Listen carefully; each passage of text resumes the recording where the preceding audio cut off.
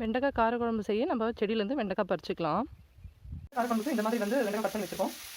அடுத்து ஒரு 10 வெங்காயம் வந்து சின்ன வெங்காயம் வச்சுருக்கேன், 10 பூண்டு வச்சுருக்கேன். நெக்ஸ்ட்டு ஒரு 3 தக்காளி வந்து இந்த மாதிரி மிக்சியில் வந்து பரவாயில்ல அரைச்சி வச்சிருக்கேன். ஏன்னா முழுசாக போட திருப்பி நிற்கும், அதனால் வந்து கிரேவியாக தெரியாது, அதனால் இப்படி பண்ணிட்டு இப்போ வந்து இந்த கடையில் வந்து வெண்டைக்காய் போட்டு நம்ம எண்ணெய் ஊற்றி நல்லா ஃப்ரை பண்ணிக்கலாம். இப்போ எண்ணெய் கொஞ்சம் சாப்பிட்டு போட்டுருவோம், அப்புறம் சீக்கிரமாக வரணும். இப்போ கடையில் எண்ணெய் ஊற்றி கடுகு நல்லா போட்டு நல்லா புரிஞ்சு வச்சு வெங்காயம் போட்டு ஆட் பண்ணுறோம். வெங்காயம் போட்டு தக்காளி நல்லா வதக்கிக்கலாம். வெங்காயம் வதக்கி இப்போ தக்காளி ஆட் பண்ணுறோம். தக்காளிக்கு இப்போ நம்ம என்ன பொருள் எல்லாம் ஆட் பண்ணிக்கலாம். இப்போ வந்து பார்த்தீங்கன்னா உப்பு, மஞ்சள் தூள், மிளகாய் தூள், மல்லித்தூள் ஆட் பண்ணியாச்சு. ஃபுல்லாக நல்லா வதக்கணும். வெண்டைக்காய் நல்லா வதக்கி ஆஃப் பண்ணிடுவோம். இந்த மாதிரி கொதிக்கிறப்போ வெண்டைக்காய் போட்டு நம்ம இறக்கிடலாம். இப்போ வந்து வெண்டைக்காய் ஆட் பண்ணிட்டோம். ஓகேங்களா, வெண்டைக்காய் ஆட் பண்ணியாச்சு. இப்போ கொஞ்சம் தேவையான அளவுக்கு நம்ம புளி தண்ணி ஆட் பண்ணிக்கலாம். ஓகேங்களா, உங்களுக்கு எவ்வளோ தேவையோ நீங்கள் அதுக்கு தகுந்த மாதிரி ஆட் பண்ணிக்கலாம். அவ்வளோதாங்க. வெண்டைக்காய் ஆல்ரெடி நல்லா வதங்கிடுச்சு இல்லையா?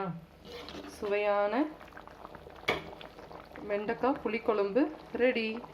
இந்த வீடியோ பிடிச்சிருந்தா மறக்காமல் லைக் பண்ணுங்கள், ஷேர் பண்ணுங்கள், சப்ஸ்கிரைப் பண்ணுங்கள். நீங்களும் வீட்டில் ட்ரை பண்ணி பார்த்துட்டு இது எப்படி இருக்குன்னு கமெண்ட் பண்ணுங்கள். தேங்க்யூ.